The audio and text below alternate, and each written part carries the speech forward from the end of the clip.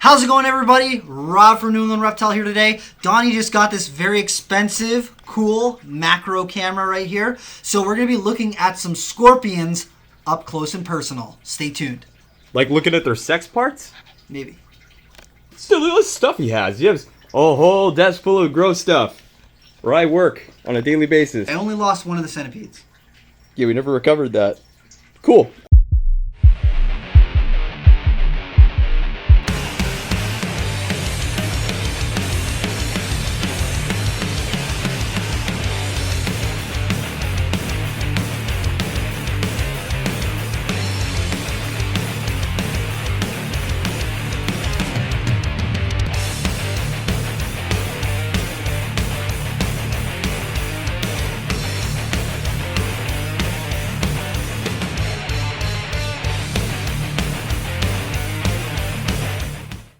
First up, we're going to take a look at some scorpions. What I've got in this enclosure right here is what's called an Israeli death stalker, Liris quinquestriatus.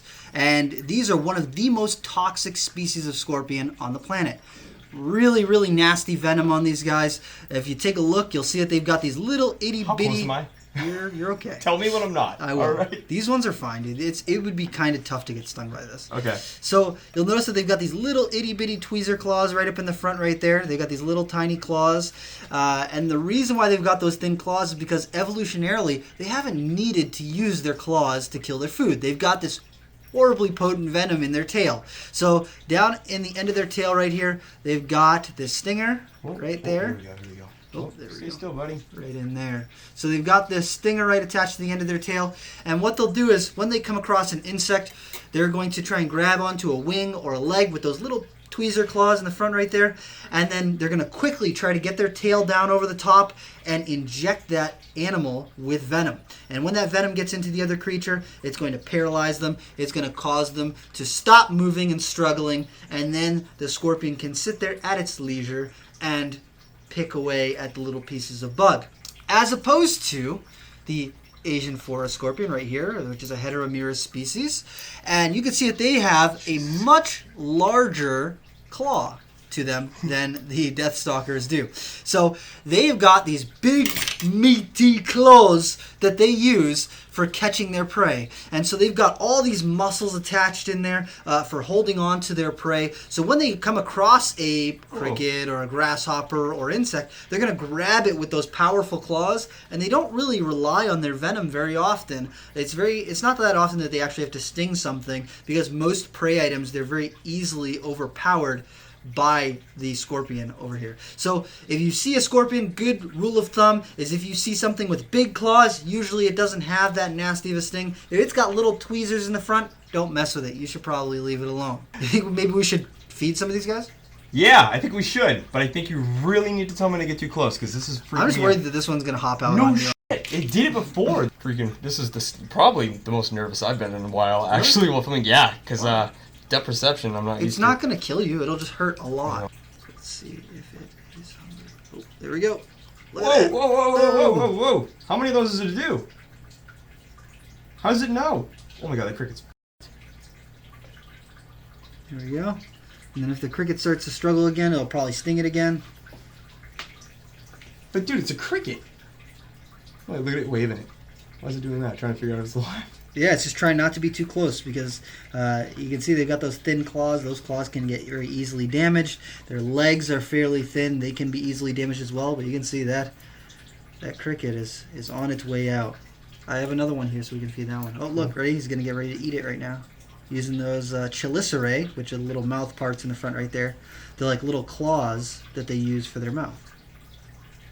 Chelicerae. Chelicerae. Holy shit. Dude. How intense is that? This is... Look how close that is. Gonna eat it head first. Imagine being that. Yeah, I can. It's terrible. It's like an Aliens movie.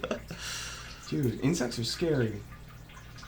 You don't see how high quality that is? It's amazing. I'm losing my mind right now. And I'm like also worried that whatever's in the other cup over here is gonna bite me. Nah, this one's fine. This one won't do anything. See how close we are. Oh my goodness. Dude. Sorry for the shakiness. I can probably fix this in post. Let's try feeding this forest scorpion here. You go grab a different one. This is a lot harder than it looks. This is new territory. Donny, if you're editing this right now, try not to mess this up. This is hard. My hands are shaking a bit, so good luck editing that, Donny. So take a look at this. So this, like I was mentioning, this is a forest scorpion. So you can see I can handle this animal pretty casually, and it's not very interested in stinging me. It's got its tail up in the air in a defensive posture. It's got its claws open in case I do something stupid like scare it. I do something stupid. But it's not very interested in trying to hurt me. And if this were to sting me right now, it would not kill me. I would have to suck the venom from his hand to make my friend Rob live. That's not where the venom goes. Oh. Okay. Wow.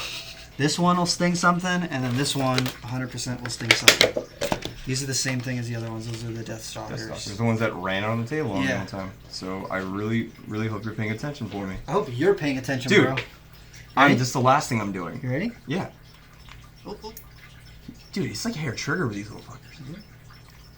Here we go. Here we go. Here we go. Oh, oh, oh. Oh. There's Focus. so much movement, dude. It doesn't know what to do. There we go. That was a good sting. Wow. I mean, I might have to start using manual focus, man, because like my camera's not fast enough. I feel like. What we're going to do to determine whether or not these are male or female is we're going to be using a plastic bag, a pair of tweezers, and a black light. Okay. What we're going to do is I already know this one's a boy and this one's a girl. But what we're going to do is we're going to take the scorpion right here, very gently, There it goes. What I'm going to do first, I'm going to be smart Catch about cup. this. Yeah, I'm going to use my catch cup here, and I'm going to gently... Catch cups are part of emergency protocol in handling all. Got him in the catch cup. Yep. Going to slide him right into this bag right here. And there we go. I'm not squishing him. I'm not doing anything really harmful for him. I'm going to fold this over so there's still a little bit of air in there. But when I flip him over on his back, it allows me to keep him in one spot.